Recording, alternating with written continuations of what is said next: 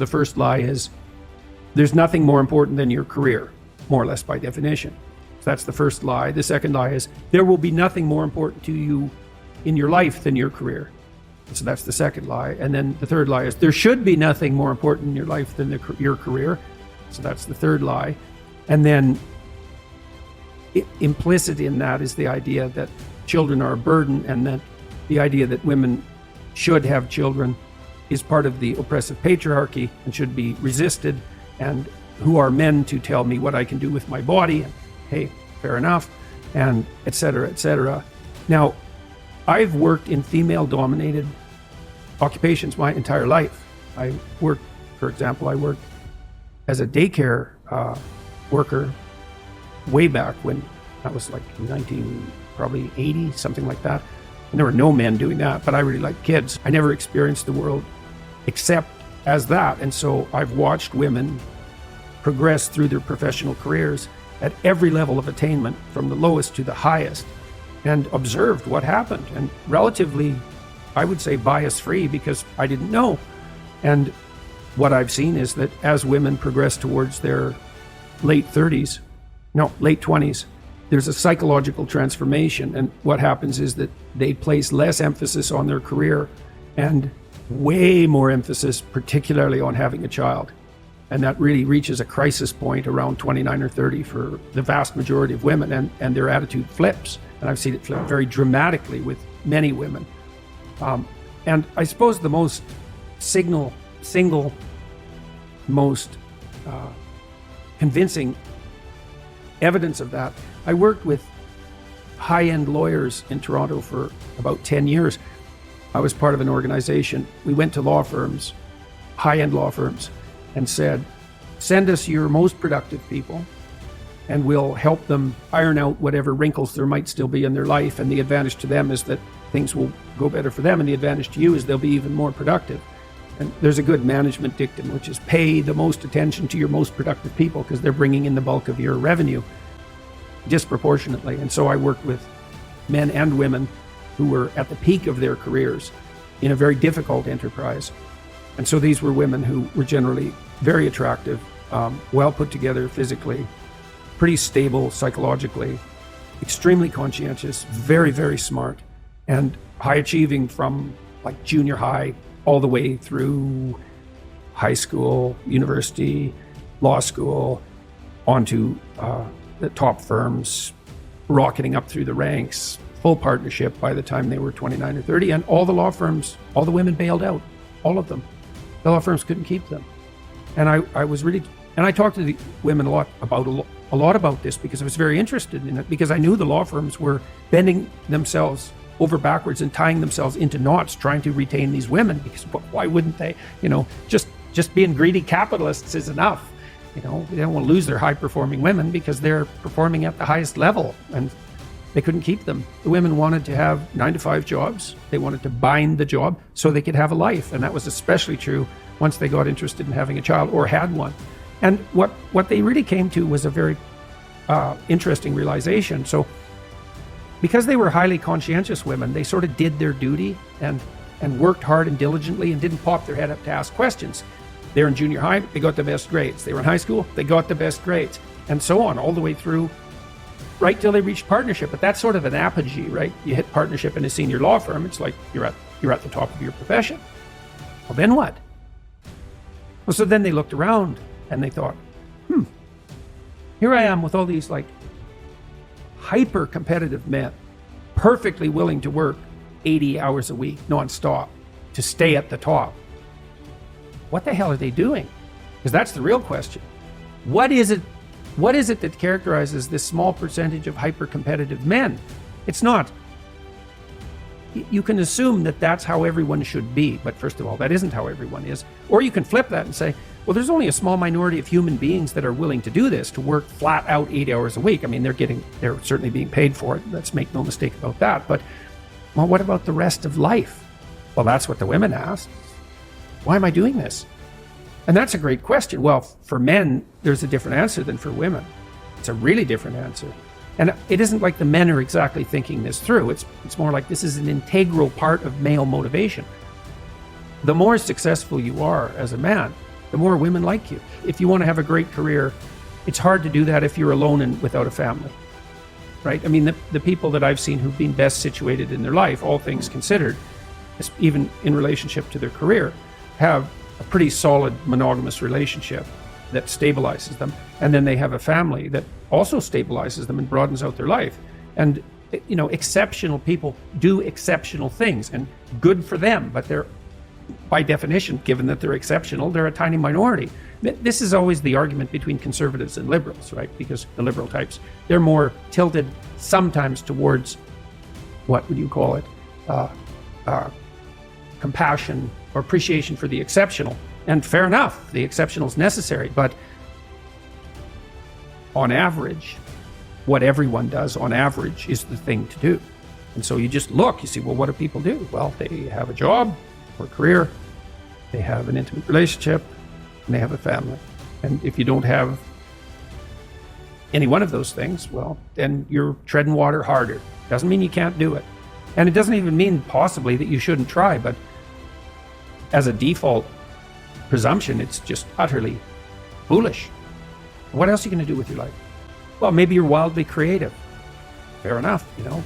That's extraordinarily rare as well, subject to the power law problem in any case, which is even if you're hyper creative, the probability that you're going to be successful at that economically is extremely tiny, to the point where it's almost non-existent. It's so difficult. Now, it does happen, and you can have spectacular success if you become successful. If you're satisfied with it in some fundamental sense, I mean, there's something to be said, I suppose, for walling off a private space for yourself if you can maintain it, and detaching yourself to some degree from the troubles of the world and maintaining your own little private garden. The problem with that is the snakes tend to seep in from the outside, right? It's pretty difficult to wall yourself off in any real sense from the concerns of the world. So it isn't clear to me that that's a viable solution. It also means that you might justify to yourself lack of civic engagement. You know, I shouldn't go to church. I shouldn't take part in the political process because it's all so corrupt. I should hide myself from all the annoying noise that's generated constantly on the media front. And I have some sympathy for that viewpoint, but I don't believe it's really possible, because you can't have a walled garden independently of the health of the broader society. It's just not possible. Maybe you can have it for a very short period of time, but if you're comfortable with what you have, and it's genuine comfort, people need the opportunity to be good at something. So then you might ask yourself, well, what's the best antidote to the discomfort of life? And you might say, well, it's comfort. I suppose that's what you act out when you swaddle a baby. But a better antidote is something like adventure to excellence. And that's far better antidote to suffering than the mere absence of suffering. So not to say that the mere absence of suffering, that's not nothing. So, and that's exemplified best in, well, the best portrayal of that I've seen is Michelangelo's Pieta. You know, it's a statue of Mary, and she has Christ's body on her, as an adult, on her lap, and he's broken and destroyed, and, you know, she's displaying that. And that's the bravery of a mother to allow that to happen, but not only that, to facilitate it. So what about, where you go, kid? Where you go. So you might lose your body out there in the world, but if you stay here, you lose your soul. I'm going to get up and go do this. And that's choice. And that's the right choice. So these are always chicken and egg problems, obviously, but that fleshes out the complexity of the situation. You know, if you're being enticed down a pathological road, you can accept or reject the invitation. Now, some people are better at enticing, and some people enforce it more harshly. And, you know, there's all sorts of individual variability in situations like this. But just because you're offered the bait doesn't necessarily mean that you have to take it. So, and I'm not a determinist. I do believe that people have free will, whatever that means. That's a murky subject, and it gets complicated the more you look at it. But whatever, it's still a good shorthand way of describing the fact that we seem to be cursed with responsibility for our own destiny, at least to some degree. Everyone deals with that. Every time you make a status shift as you move upwards, of course you have imposter syndrome, because when you first make a transition into a new role, you are an imposter because you're a beginner. You don't know what you're doing. And that doesn't mean you're a liar or a fake. And it doesn't mean you should presume more knowledge than you have. It's, what did Nietzsche say? Every great man is an actor of his own ideal. And that feeds into the imposter syndrome in some sense. If you want to move to the next stage, at some point you have to act like you're already there when you're just barely started. And that's not a lie. It's the willingness. It can be, and it can degenerate into a lie, especially if you presume more than you know. But if you move, let's say you move from being an undergraduate to a graduate student. Well, all the other graduate students and the professors know that you're just a beginning graduate student. They're not going to expect as much from you as they would from a more seasoned graduate student. So you have some leeway that's genuine, but you are, the low-rung occupier of that role. And of course you're going to feel like you're an imposter if you have any sense, because you're just barely there. You just made the transition. That's okay. That's not a problem. First of all, you have to understand that everyone with any sense who isn't narcissistic feels that. And it's actually an indication of your mental health and your competence, as long as that doesn't become crippling. It shouldn't knock you out. I'm such a phony. Well, don't be a phony. That's the first thing. If you're dealing with competent people and you admit your ignorance, the competent people never judge you harshly for that, as long as you've been paying attention. So in my classes, for example, people were often afraid to ask questions. And so sometimes I would point to people and ask them if they had a question, especially the quieter types. And they'd be afraid to ask the question because they're revealing their ignorance. And they would assume they're the only person in the room that's that ignorant, but they're not, because if they were paying attention and they had a question, the probability that half the class had that question was really high. That's different if you're not paying attention. And so you can be ignorant, you can be an ignorant newbie, and you can even ask the questions that are necessary to ask in that position and sort of reveal your inadequacy. And as long as you're dealing with competent people and you've been paying attention, they're just going to answer your questions. And then you only have to be ignorant once. That's the thing about asking a stupid question. You only have to ask it once. Then you're no longer stupid. If you're a young man, you still feel alienated from your place as rightful heir of the proper kingdom. I mean, that's an existential truism for everyone, particularly for every young man. Because he is an outsider in many ways. He's young and juvenile and not very highly valued, and then is in some sense hurt by the inadequacies of the current king, the current culture, and is easily turned against it because of that. That's the machinations of the evil uncle. That's the King Arthur story. That's the story of Horus and Osiris. It's an ancient story. It's the story of Sauron, and it's there all the time. And you see in rap music, in hip hop, all of that alienation being given an articulated voice in an artistic sense. And that's a good example of the power of verbal facility. And that's the route to, let's say, marketing education to young men. It's like, you want to take your rightful place in the kingdom? It's like, get your tongue straight, man. Get it under control in the highest possible sense. We went to a comedy club, Tammy and I, in New York, at Comedy Cellar. It's a great comedy club. And the last comic was an English guy, and he was not particularly physically prepossessing, and he made a lot of jokes about that, and it was quite funny. And then he divided the audience into 5 sections, and he asked each section to toss up a topic, just to yell out a topic.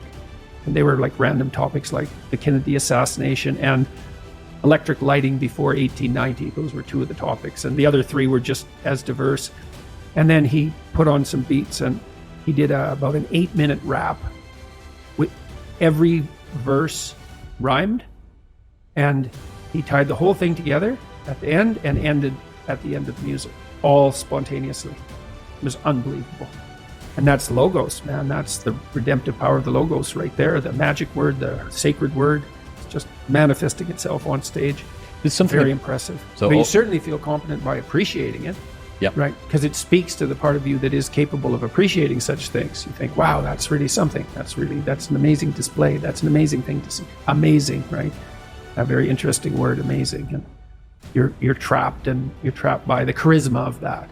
And that charisma, that's not nothing. That's a signal of something redemptive occurring. That accounts for virtually all of the attraction of hip hop and rap. It's the articulated voice of the struggling but worthy underclass, I suppose that's a good way of putting it.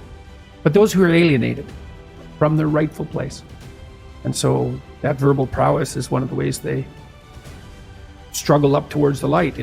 That's a good example of that, of having that danger under control, because it's a dark genre in many ways, right?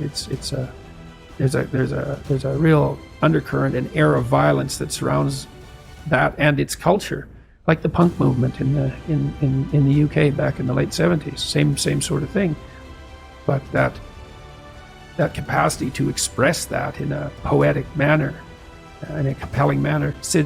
Johnny Rotten was great at that. He was so intense. He worked with PIL afterwards, Public Image Limited. Is that it? Public Image? I think so. He has a song called Rise, which I used to show my clients all the time when I was starting assertiveness training with them. I'd put on Johnny Rotten's Rise, and the line in there is anger is an energy, and he's got these unbelievably intense eyes. Anger is an energy. You bet. And John Lydon, man, he could channel that like almost no one I've ever seen. He'd get that anger built up inside him, and then it was completely under control, and he expressed it in his music, and it's absolutely captivating, unbelievably charismatic. And I really liked his music, that raw anger in the music. But it was in the bloody music, wasn't it? It wasn't some random riot, you know. He transmuted that into something, you know. You can argue about the poetic merits of punk rock, although I don't think you should. I mean, I Did It My Way, Sid Vicious's version of I Did It My Way. My God, that's a work of genius. That it's so brilliantly satirical. Every group of people isn't a mob either. I mean, there are groups of people that are decentralized, highly functioning aggregates, hierarchies composed of individuals, and that's working at every level of analysis. And that's a properly functioning society. That's not a mob at that point. There's a dynamic that permeates the entire hierarchy that keeps the individuals, let's say, at the bottom of the hierarchy completely in touch with that smaller number of people who are at the top. And a well-functioning democratic political state has that nature, is that there's constant communication upward and downward. Just like the way the brain is organized. The brain's a hierarchy, but information doesn't just propagate from the bottom up or from the top down, even with your visual system. So for example, when information first enters your brain from your eyes, at the foveal level, each foveal, that's the center part of your vision that's high resolution. Every cell in your fovea is represented by 10,000 cells at the first level of visual processing. And so there's a tremendous amount of input from your eyes to your brain bottom up. But even at the very bottom of visual perception, there's more top-down connections from your brain. So the visual system is hierarchical, but each level of the hierarchy communicates all the way down the hierarchy. And a good political system is structured that way. And so you can have a group of people that's not a mob. And it's a different way, it's a different organization. And a democratic polity is not a mob, not if it's functioning properly. You know, it was something that was really brought home to me when I went to England, because I went into the lobby of the House of Parliament, this great domed building that's more or less at the center of the parliamentary cross. And that's where citizens of Great Britain can come and lobby to speak to their representative. So that's where the voice of the people meets the voice of the representatives. And that's how it should work, is in some sense there are emotions and concerns that are stirring in an inarticulate manner at the bottom of the hierarchy, where the problems first manifest themselves, because they always first manifest themselves at the bottom of a hierarchy. Those problems aren't necessarily easy to articulate, and so people stumble forward with their concerns, and the job of their representatives is to take those stumbling concerns and aggregate them, and to give them voice, and to transmit them up the structures of power, to transform the laws into the new body of laws, which is what we act out to reconcile the bottom with the top. And that has to just happen continually, because it's like a living organism. Well, it is, in a sense, it is a living organism, but it's a meta-organism that consists of living organisms. So, you know, for all intents and purposes, it's something that's alive. It really hit me in the lobby. That's where the word lobbying comes from, by the way. People are cynical about lobbying, but people are cynical about lots of things, and it's not that helpful. If you're not a good manager, if your company would collapse if you disappeared. That should all be delegated out. And it's not because you're abdicating responsibility, because also what happens is that if you can routinize something and parse it off to someone else, say, here's a little kingdom for you, and it doesn't have to be little, and it's something that can grow, but here's a kingdom for you, well, then you can go off and do the next thing you need to do, which is extremely important. You know, and you might think there's a kingdom and then it's broken into little kingdoms. And so the farther you are down the hierarchy, the smaller the kingdom you get. But that's only true if you think the world's a zero-sum game, because you could also think of it as a place with an indefinite number of the largest kingdoms possible. And I think, why do we think this is exhaustible in some sense, what we're doing? It doesn't look exhaustible. You know, that's the limits to growth mentality. It's like, the economists don't believe in that, because they think, well, no, we can just get more efficient, which we certainly are. We're way more efficient than we once were. And those gains in efficiency, when they're not being interfered with, are increasing at more than an arithmetic rate. I mean, there are elements of life that have a zero-sum element. I mean, if you're competing with another man, for example, to marry a particular woman, that's a zero-sum game if you only think of the game as including you two and that woman. So you can set up circumstances that are zero-sum,